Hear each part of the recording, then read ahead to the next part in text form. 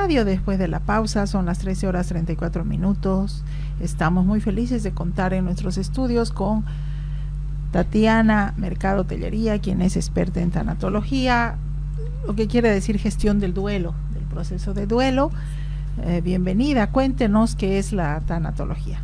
Bueno, primero gracias por la invitación y bueno, espero aportar un poco con el conocimiento y la experiencia, ¿no? Bueno, la tanatología es el estudio o la ciencia de la muerte, ¿no?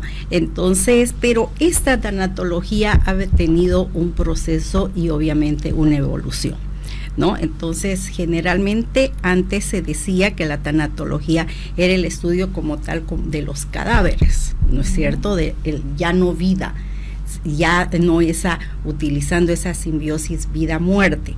Pero ahora, a partir de los años 60, ya se utiliza la tanatología como una ciencia para acompañar el duelo anticipado, en este caso, de una persona que está precisamente con un diagnóstico terminal de cualquier situación, pero también con la familia, ¿no? O también es el acompañamiento que se hace precisamente a la familia post muerte del familiar, en este caso. Se trabaja más que todo el duelo. Me imagino que el duelo se vive de manera muy particular, no tiene un tiempo definido, no tiene un espacio, es tan personal como la persona, aunque suene redundante, ¿no? A mí, y ahí va mi pregunta, mi papá murió hace 3 años, pero según yo ha muerto hace poco, o sea, recién, no acabo de procesar su muerte, ¿no? Entonces me dice, bueno, ya son 3 años, ya debías ubicarte que tu papá ya no está. Exacto. Pero creo que hay personas que me entienden cuando me escuchan, ¿no? Por supuesto que sí. Es un proceso diferente para cada quien. Claro, aparte de que, como bien usted dice, ¿usted o vos? Vania nomás. Vania. Como dices. Perfecto. Bueno, Vania, como vos decías, en primer lugar, nosotros los seres humanos somos individuos, ¿no? Que si bien sí o sí podemos pasar por la misma experiencia, pero de acuerdo a nuestra percepción, ¿no es cierto?, la introyectamos y la significamos de diferente forma. Entonces, para el proceso de un duelo se toman en cuenta muchos factores. Primero se puede decir la cultura, se puede decir la edad, ¿no es cierto?, las vivencias, también la forma, inclusive cómo ha muerto tu ser querido, cómo has tenido la pérdida. Aparte de que el duelo no es solamente la pérdida de una muerte, ¿no? Duelo es cualquier tipo de pérdidas, pueden ser internas o externas, hay que tener en cuenta eso. Puedes sufrir un duelo cuando te divorcias, puedes sufrir un duelo cuando directamente te vas de un trabajo a otro. Yo siempre doy un ejemplo y hago precisamente un paralelismo entre duelo, inclusive algo tan trivial, porque generalmente hablamos de la muerte, ¿no es cierto?, de un ser querido, pero también puedes sufrir un duelo hasta de la pérdida de un pantalón, que lo has tenido, pero has tenido tanto vínculo con ese tipo de pantalón que te cuesta procesarlo. Vas inconscientemente, no te olvides que te manejamos el consciente e inconsciente, vas inconscientemente a buscar a tu placar ese pantalón y te hace, ¿no es cierto?, ya te rompe esquemas. Imagínate cómo es, como tú dices, la pérdida de un papá. Hace rato estaba escuchando el tema de la pandemia, ¿no? Entonces nosotros los tanatólogos, pienso que en los países donde se utiliza, porque esto la tanatología es relativamente nueva aquí en Bolivia, pero en otros países se utiliza mucho. Entonces, post pandemia se ha tenido muchos casos, ¿no es cierto?, precisamente, y mucho trabajo de tanatología. Y hablaban precisamente esto de la pandemia. Yo particularmente he tenido unos pacientes que el papá, patriarcal total, ¿no es cierto?, se murió, era uno de los primeros que murieron aquí en Santa Cruz, donde no tuvieron oportunidad la familia directamente de ¿no es cierto?, hacer todo el ritual que nosotros hacemos cuando una persona muere. Entonces, recién empezaron a procesar después de 2-3 años la familia. ¿Me entiendes? Saliendo de la pandemia, me imagino. Ya fuerte, estoy hablando de hace 1 año que llegaron a consulta. ¿Me entiendes? Y aún así, no todos los integrantes de la familia procesaban de la misma forma. Entonces, no es algo raro, Cada persona marca sus propios tiempos y también tiene que ver mucho el vínculo que tienes vos con ese fallecido, en este caso, o con la persona a la cual vos has perdido, ¿no? Ese tú a tú. Y ya que se está hablando de este asunto que es tan sensible, no podemos dejar de lado a las mascotas que se han convertido hace mucho tiempo prácticamente en parte de la familia, y el procesamiento de la pérdida de una mascota tiene una significación, tiene algún símil con el de un ser querido, una persona. Indudablemente, porque hay el vínculo. Hay personas inclusive que van hasta ese extremo, que prefieren tener mascotas a tener un hijo, por decirte. Entonces no dicen mi mascota, dicen mi hijo. Entonces el proceso del duelo, el proceso de la pérdida es tal cual, ¿cierto? Inclusive ahora los rituales cuando se muere una mascota son tal cuales como se hace a las personas, porque hay incineración. No, aquí hay dos veterinarias, hay cementerio de mascotas y hay dos veterinarias que precisamente se encargan de incinerar a la mascota en este caso, ¿no? Entonces es el mismo proceso. Hacemos una pausa, volvemos. Estamos de lujo aquí en Domingo de Radio, ya son las 13:42. Estamos hablando de psicología, del proceso de duelo. Hace unos minutos hablábamos de abrazos con Carmen Cabezas. Se incorporó Tatiana Mercado y estamos hablando de duelo, de procesos, de que las mascotas también duelen cuando se van. ¿Qué es lo más sano que puede hacer una persona para enfrentar un duelo cuando ve que su vida ya no puede volver a la normalidad, cuando ve que no puede procesarlo adecuadamente? ¿Qué es lo más sano, qué es lo aconsejable que se puede hacer? Primero, aprender a resignificar la vida y resignificar la muerte. Aprender, y eso te digo a toda edad, ¿no? Por ejemplo, cuando muere un ser querido, el abuelito, evitamos decirle a los niños que ha muerto el abuelito, evitamos que inclusive no lleguen al velorio del abuelito, no, mejor que no sepa. Esos silencios son malos en todo ámbito de la vida, ¿no? Y no solamente en tema de la muerte, en todos los silencios no son buenos. Hay que respetarlos, porque el silencio va al lado, ¿no?, de la mano de los tiempos, pero el silencio no es bueno. Entonces, resignificar qué es la vida y resignificar qué es la muerte. Luego es importantísimo, porque te podría decir que son etapas, ¿no?, de manejar un duelo. La otra situación es agarrar y aprender a aceptar, a demostrar y exteriorizar tus emociones. No, Vania, no llores. Ya va a pasar, Vania, ¿no? No te pongas inclusive con rasgos, no digamos depresión porque es palabra mayor, no tengas rasgos deprimidos, dale, cámbiate, bañate y seguí tu vida adelante. No, o ¿qué necesitas? Son palabritas ¿qué necesitas? Vos no me vas a dar lo que yo necesito. Entonces hay que respetar nuestros propios tiempos, ¿no es cierto? Y agarrar y darse, yo digo siempre, ¿no?, permitirse exteriorizar tu dolor y permitirse agarrar y aceptar tus propios tiempos para ese cambio. ¿Por qué? Porque al agarrar y permitirte expresar tu dolor, resignificar la muerte, que nosotros sí o sí trascendemos de este plano a otro plano, estamos dejando de lado precisamente la religión, la ideología, ¿no es cierto?, el espiritualismo, sino directamente somos carne, cuerpo, ¿no es cierto?, y vamos a ir de aquí vamos, este es un plano y vamos a ir a otro plano. Entonces, agarrar y recolocar, te estás dando cuenta, el significado de esa persona que ya no está a tu lado, recolocarlo en otro plano, ¿no? Hay gente que dice, ha pasado a ser tu angelito.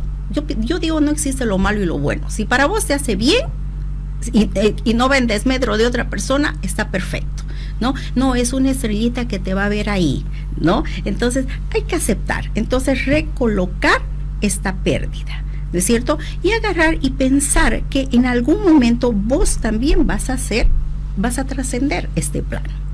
Entonces, es difícil, pero si vos lo trabajas, ¿no es cierto? Y como digo, siempre con la verdad y no con el silencio, y lo hablas, te aseguro que a lo largo del tiempo va a funcionar. Pero también hacer una psicoeducación, ¿no es cierto? Alguien decía, por ejemplo, la muerte es un tabú en Bolivia.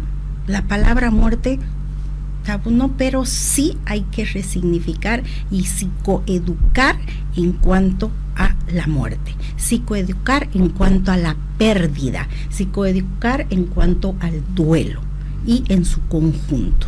Eso tiene que ver con, desde una temprana edad, aprender a que la muerte es parte del proceso vital, es inevitable y por lo tanto no debería ser un tabú hablar de la muerte. Exacto, y te estoy diciendo, no solamente aprender, sino también educar, enseñar, ¿no es cierto?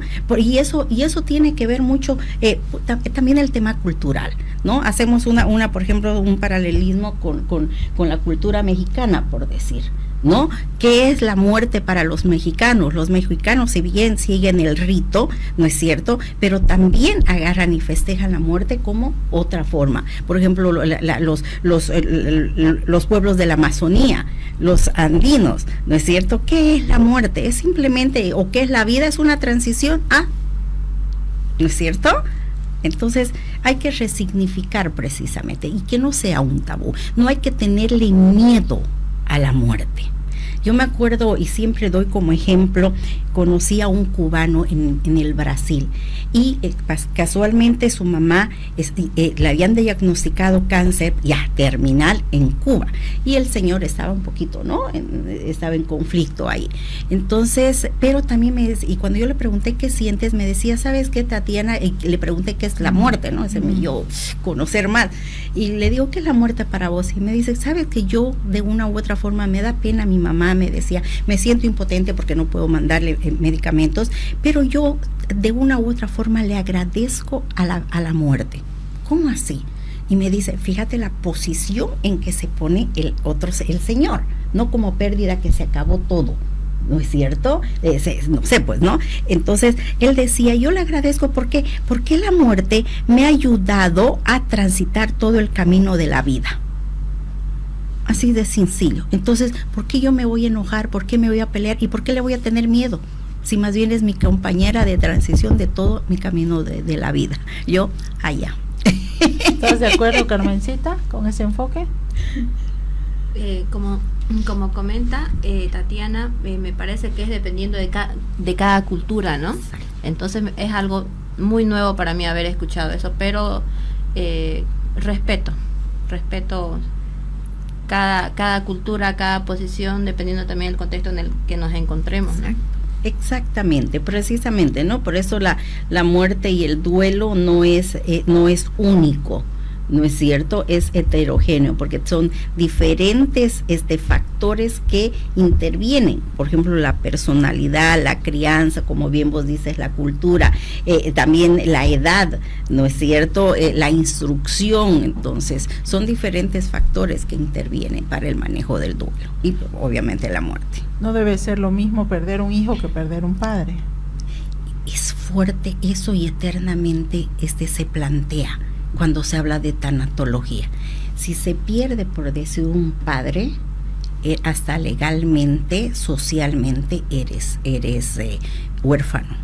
Pero si se pierde un hijo, automáticamente vamos, no, ¿por qué? Y siente un vacío ese padre o ese abuelo, te diré. Te estás dando cuenta de decir, esto es contra natura. Se supone que no, los padres somos los primeros que tenemos que irnos, ¿no es cierto? Pero sin embargo, ¿qué hago yo? ¿Qué hago yo? Entonces es mucho más complicado el duelo y tiende a hacerse cuando no se lo maneja bien y no se tiene el asesoramiento precisamente o de un psicólogo o de un tanatólogo, puede convertirse en un duelo patológico. Y no solamente de los abuelos o de los papás en este caso. Se enferma una persona en una familia, ¿no? Obviamente se va a enfermar todo el sistema familiar. Entonces son diferentes formas de proceso, pero la pérdida de un hijo hasta socialmente, legalmente, te deja en falta, es fuerte. Y los pacientes que acuden a su consulta en estos temas de gestión del duelo, me imagino que tienen que ver con pérdidas abruptas, o sea, que no ha habido un proceso de preparación, un accidente o temas de esa naturaleza, o van otras personas simplemente porque no pueden procesar un duelo. Es diverso, ¿no? La mayoría en estos casos he trabajado el duelo post-pandemia, ¿no? Que es lo que nos ha tocado ya, ¿no? Post-pandemia, y también la muerte de esposos. Es increíble, ¿no? El hombre, generalmente nosotras las mujeres psicológicamente, emocionalmente estamos más preparadas para una pérdida que el hombre, pero en cuanto a la muerte, la mujer se desequilibra, se desestructura más rápido y mucho más fuerte que el hombre. Entonces me han llegado mujeres que no saben cómo, y eso teniendo hijos, se supone, ¿no?, que tu hijo te ancla, es tu motor, etcétera, etcétera, para seguir viviendo, pero ni aún así les cuesta mucho, o nos cuesta a las mujeres sobrellevar un duelo por pérdida de una pareja, por ejemplo. ¿Cuál es el impacto que tiene el uso de redes sociales para la manifestación de los efectos o las consecuencias que trae una muerte, un duelo? ¿Se ha analizado eso? Como estadística te diré que no lo sé, te soy bien honesta, ¿no? Pero de acuerdo a mi percepción, de una u otra forma las redes sociales, no sé si están de acuerdo conmigo, pero es un arma de doble filo, ¿no? Depende cómo vos las uses, pero sí te diré que las redes sociales se utilizan como una forma de catarsis, ¿no? Entonces, en este caso vendría a ser positivo. ¿Por qué? Porque a veces las personas, siempre el ser humano tiende a buscar sus pares, ¿no es cierto? Y por medio de las redes sociales, muchas personas que no asisten, por decirte, a una terapia psicológica, no sé si estás de acuerdo conmigo, pero llegan a sesión, a terapia psicológica, cuando ya han agotado varias instancias para solucionar su conflicto. Han acudido a la mamá, a la amiga, ¿me entiendes?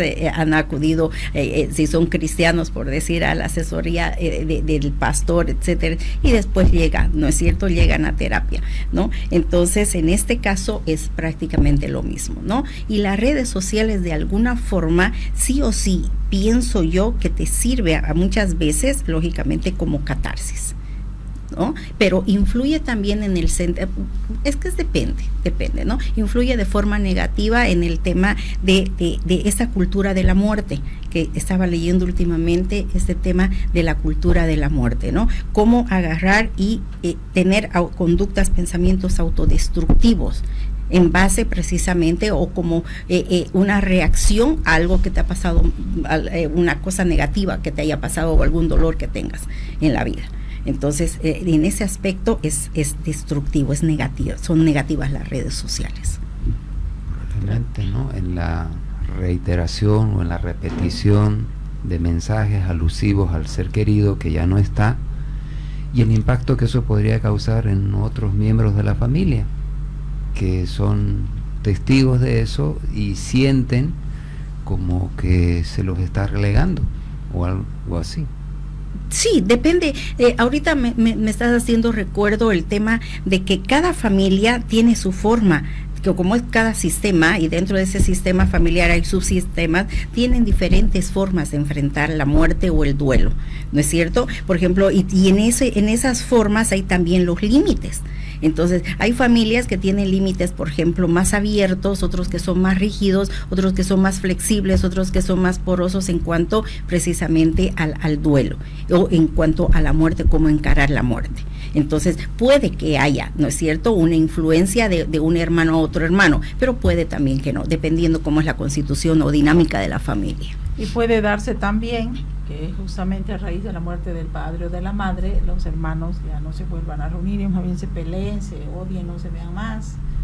Esos son los factores externos, ¿no es cierto?, de cómo encarar precisamente el duelo, ¿no? Y eso está en base a cómo ha sido la dinámica familiar en cuanto a la vida de sus papás, ¿no? Porque han habido casos, no sé si a vos te ha tocado cuando has trabajado con familias, ¿no? Que mientras viven los papás todo está perfecto, son hermanos muy unidos, las reglas están bien establecidas, los roles están bien establecidos, pero y hablamos inclusive de economía, estamos hablando de economía, estamos hablando de roles, ¿no es cierto? Pero muere un papá o muere una mamá y directamente se desestructura, ¿no es cierto? Y cada quien tiende por su lado, y bueno, no hablemos del tema económico porque es fatal. Es fatal, pero es una de real. Las causas de conflicto. Carmencita, ¿cuál es tu comentario al respecto? He conocido muchos casos, no me ha tocado atender, pero he conocido muchos casos en los que sí, un miembro de la familia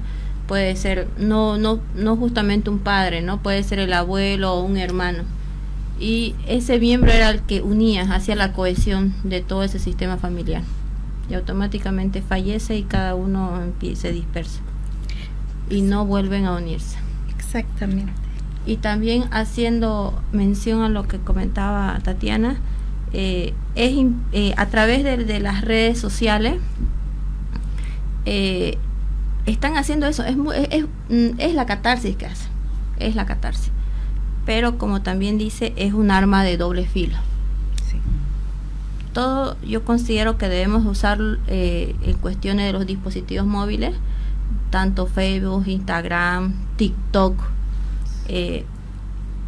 Debemos autorregularnos, porque uno tiende a hacerse dependiente y el tiempo pasa, y a veces también lo que consumes, lo que miras, no es siempre algo sano, ¿no? Y algo que también estaba trayendo a la memoria es que hace años falleció mi abuelo, hace unos 6 años, y mi papá no dijo falleció mi papá, dijo mi papá está enfermo, voy a ir a verlo. No lo dicen. Y desde ese día mi papá empezó a tener vitiligo. De una u otra manera externalizamos o somatizamos. Y yo hasta ahora, trayendo un poquito más a este tiempo, mi hermano falleció hace 2 años, casi 2 años. Y yo espero que algún día verlo cruzar la puerta de mi casa. Estoy todavía en esa etapa. Entonces, cada uno empieza a tener sus diferentes momentos, diferentes etapas, ¿no? Y es necesario, cuando a veces uno no puede sobrellevar esto, buscar la ayuda de un profesional, de un psicólogo, de un psiquiatra, o de un experto, o una tanatóloga como lo es Tatiana. Lo recomiendo. Mira cómo se trabaja en la tanatología, que como bien vos decías, de acuerdo a la pérdida se encara el trabajo, ¿no es cierto? Y también de acuerdo a la edad. Fíjate, estaba hablando de su papá, completa negación, no dijo que papá murió, negación completa, no, papá está enfermo. Entonces, ¿cómo se trabaja? No es lo mismo trabajar o el enfoque del trabajo tanatológico en un niño, en un adolescente, en un adulto, que pienso que vos estabas en esa etapa, o en una persona de la tercera edad, porque la significación, las experiencias, y hay una palabra que me encanta, la resiliencia, no es la misma. Entonces, pero ¿cuál es el común denominador? El que debe haber es el no silencio, y decir con la verdad. A los niños se les tiene que hablar sobre la muerte, sobre la pérdida en su lenguaje, pero sin en esos conceptos mágicos, ¿no? Que se manejan, ¿no? Que ha volado al cielo y todo eso. Sin eufemismos. Ahí está, tú dijiste la palabra exacta. Entonces, a los niños se les tiene que decir tal cual las cosas son, ¿no? Y agarrar y hacerlos partícipes del ritual. No vayas al cementerio, no vayas al velorio, no vayas al entierro, ¿no? Hay que agarrar, y no, obviamente que no estén todo el tiempo ahí, la cantidad de tiempo que nosotros estamos, pero sí que vaya y empiece, va a significar así lo que es la muerte. Al adolescente, de acuerdo también a su edad, y así sucesivamente. Una pausa y volvemos en Domingo de Radio. 2 de la tarde con 7 minutos en Domingo de Radio. Qué rápido pasa el tiempo. Escuchamos Parao de Mercedes Sosa y Vicentico, una canción que me hace recuerdo a mi papá. Estamos con Tatiana Mercado Tellería, tanatóloga experta en gestión del duelo. También nos acompaña Carmen Cabezas. Ella nos hablaba y nos va a seguir hablando de los abrazos que brinda generosamente en la catedral.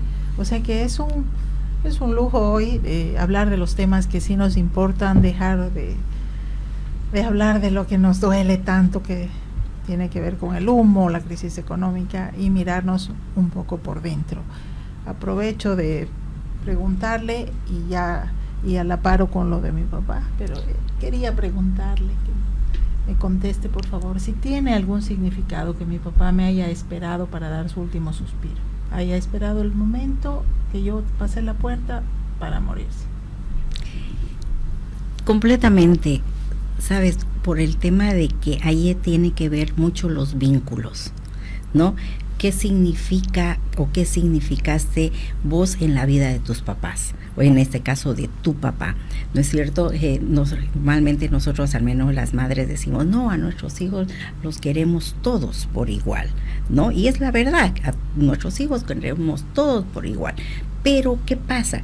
Que a veces a nivel consciente o quizás inconsciente te identificas con un hijo más que con otro, ¿no? Por ejemplo, en mi caso yo tengo 2 hijos, perdón que sea autorreferente, pero me identifico más con el menor que con el mayor. El otro es la otra cara de la moneda.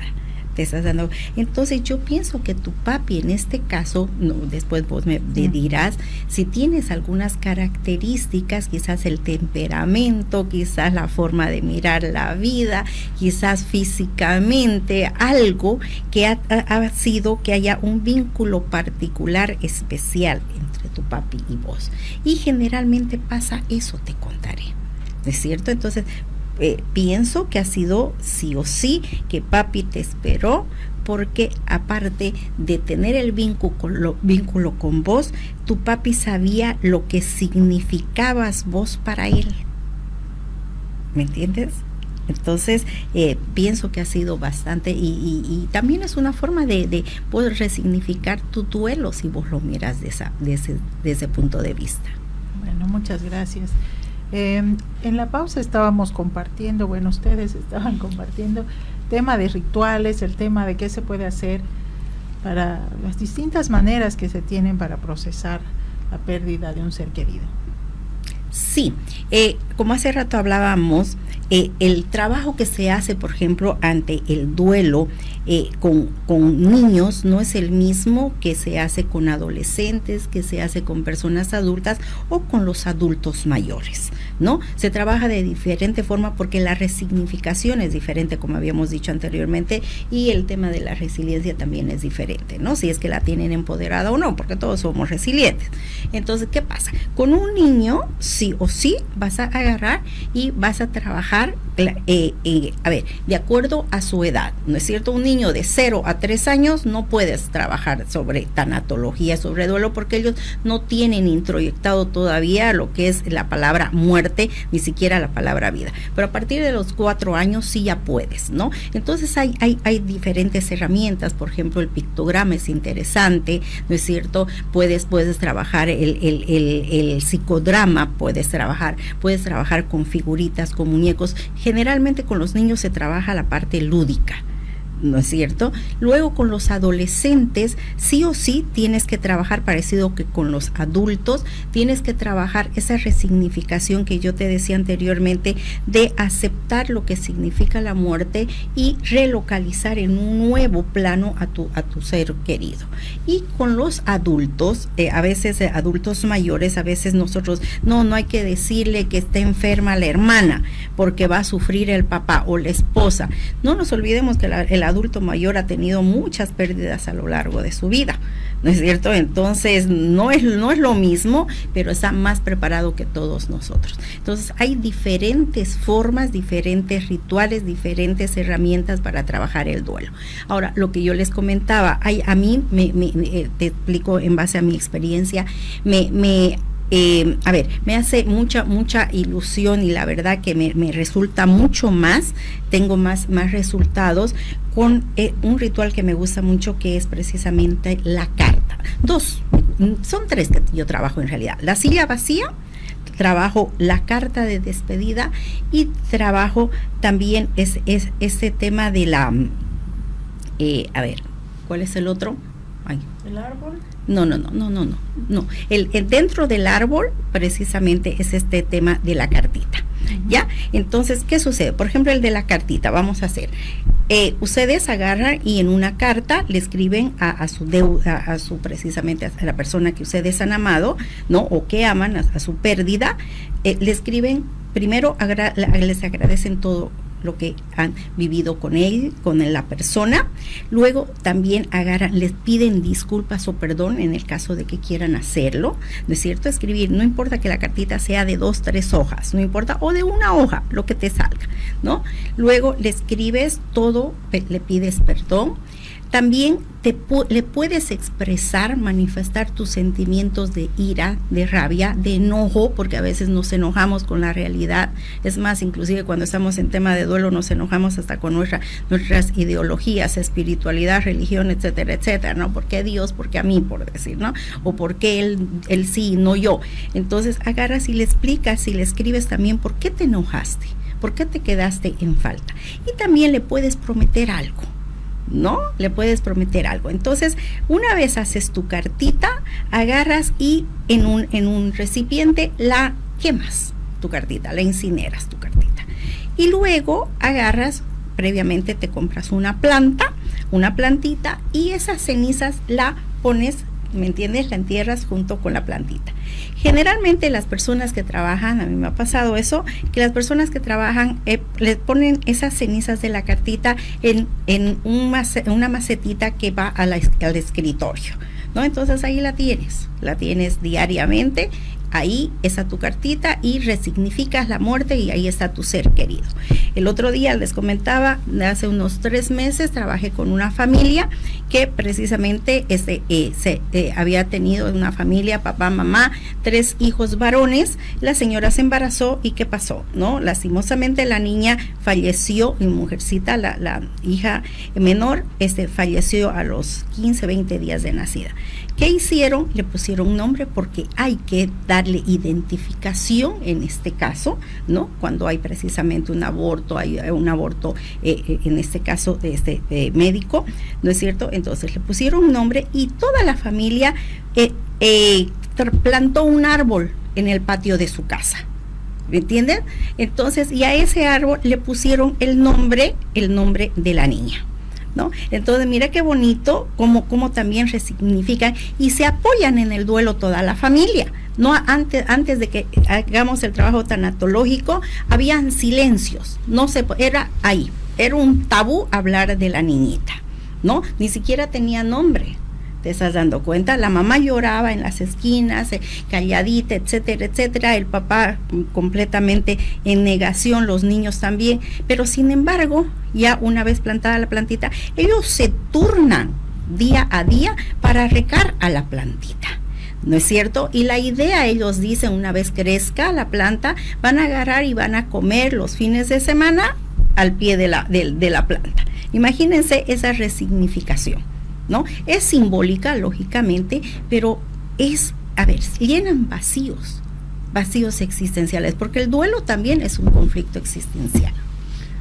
Yo tengo una duda con relación a la necesidad que sienten algunas personas de ver al ser querido muerto, abrir la tapita en el ataúd cuando se puede, o no hacerlo, decir, no, yo me quiero quedar con la última imagen cuando estaba con vida. ¿Cómo se trata eso? Eso es personal, individual y único, pero también es cultural, ¿no? Porque fíjate, hay dos situaciones ahí en un velorio. Ahorita me estás transportando a una escena del velorio. Esa necesidad del deudo en este caso, ¿no es cierto?, de mirarlo, acariciarlo, hablarle, pero también hay otro escenario en la misma situación, de las personas, ¿no es cierto?, que yo le llamo satélites, familia, amigos, de ir mirar el cajoncito, ¿no es cierto?, irse a sentar. Ahí, lastimosamente, o para bien o para mal, el ser humano es complejo, y ahí te podría decir que se juega un poquito, ¿no?, esa partecita de morbo. El morbo. Entonces, pero si vos tienes necesidad, no está mal. No está mal. En psicología se maneja lo que les decía anteriormente, el 1 por 1, ¿no es cierto? Y cada persona tiene, de acuerdo a sus experiencias, cosmovisión, y forma de ver la vida, son de diferentes formas. Entonces, a vos te hace bien ir a mirar a tu fallecido, ¿no?, a tu ser querido, no está mal. No está mal. Inclusive los niños, lo que les decía anteriormente, no mires, no, que te vas a impresionar, ese inculcar el miedo, ¿no? Los nos, sí o sí son una forma, los miedos son una forma también de control. Entonces vos no puedes agarrar y proyectar el miedo a la otra persona. No, yo quiero ir a ver a mi tía, por decirte, no, una vez así, no, mamá, quiero ir a ver a mi tía. No, hijita, no la mires porque te vas a impresionar. ¿Por qué tienes que vos agarrar y desplazar, primero proyectar y después desplazar tu no? ¿Por qué no lo dejas a la otra persona? Que esa persona experimente, ¿me entiendes?, su propio duelo. Entonces, si te hace bien, pues no hay problema. Pero también deja a los demás a que ellos aprendan a elaborar su duelo. Sí, y esto tiene que ver también con otro asunto relacionado con la tanatología. ¿Cuál? Y es el maquillar, a veces de modo excesivo, a tal punto de que la persona resulta irreconocible. Son parte del ritual, ¿no?, que tiene que ver también parte del ritual, de la cultura. Es difícil decirlo del marketing también, ¿no es cierto? Porque cuando me acuerdo hace como unos 5 o 6 años murió una prima nuestra muy querida, y bueno, los primos nos encargamos, ¿no?, de todo el sepelio y todo eso, de contratar la casa funeraria y todo eso, y nos dijeron, con maquillaje tanto, sin maquillaje tanto, ¿no? Entonces es parte también de la que se llama del marketing, ¿no?, de la sociedad de consumo, se podría decir. Entonces es también particular. Hacemos nuestra última pausa, ya volvemos. 14:23, la parte final ya del programa. Todavía estamos en compañía de Carmen Julia Cabezas y de Tatiana Mercado Tellería, reflexionando sobre la tanatología, sobre la necesidad de los abrazos, del afecto. Sí, el tiempo se nos ha ido, realmente unas invitadas de lujo, lo digo por tercera vez. Tatiana, por favor, que nos ha iluminado sobre la tanatología, su mensaje de despedida. Sí, primero agradecer por este espacio y bueno, decirles que hay que psicoeducar, es imprescindible psicoeducar desde los niños hasta las personas mayores, psicoeducarnos en cuanto a esa dualidad de lo que es la vida y la muerte, ¿no es cierto? Estar conscientes de que en algún momento nosotros vamos a trascender, ¿no? Entonces necesitamos resignificar en pos de qué, no que se nos va a acabar el mundo, la vida, etcétera, etcétera, porque eso es una forma de control y de miedo que no hace bien a nadie, sino en la forma de cómo vos vas a encarar tu vida en el día a día. ¿No es cierto? Eso no quiere decir que ahora voy a hacer todo en este día porque no me interesa mañana, no, sino que el agarrar y darle sentido precisamente a la vida y a construir cada día más y hacernos mucho más resilientes sin temor. Porque bueno, al final de cuentas, ¿qué es el miedo? ¿No es cierto? Es esa sensación que uno tiene de lo desconocido. Entonces, ¿para qué vas a tener miedo a algo que no sabemos que al final de cuentas y científicamente no sabemos qué es la muerte? Ideológicamente sí nos dicen, ¿no es cierto? Pero a nivel, ¿qué te diría? Práctico, no sabemos qué es la muerte. Entonces, ¿para qué va a estar pensando en eso? ¿No es cierto? Y acompañar es imprescindible también, acompañar a esa persona, dignificar la vida y dignificar la muerte de aquella persona que precisamente de un enfermo terminal. Es importante eso, ¿no? Es agarrar y además de dignificar su vida, también agarrar y darle prioridad a lo que quiere esa persona. ¿No es cierto? A ver, los enfermos terminales en este caso no son objetos de la medicina, son personas que están en una condición. Entonces es importante dignificar su calidad de vida, pero también las decisiones que tienen ellos en cuanto a su realidad, en cuanto a su futuro o su no futuro, ¿no? Que eso realmente cuesta, al menos en nuestra sociedad. Muchísimas gracias. Muchísimas gracias. Gusto. Así nos despedimos. Así nos despedimos. En este 1 de septiembre, mes de Santa Cruz, de Cochabamba, de Pando. Y mes del amor, la primavera, el estudiante. Y del médico. Mucho que festejar. Adiós. Muchas gracias. Adiós.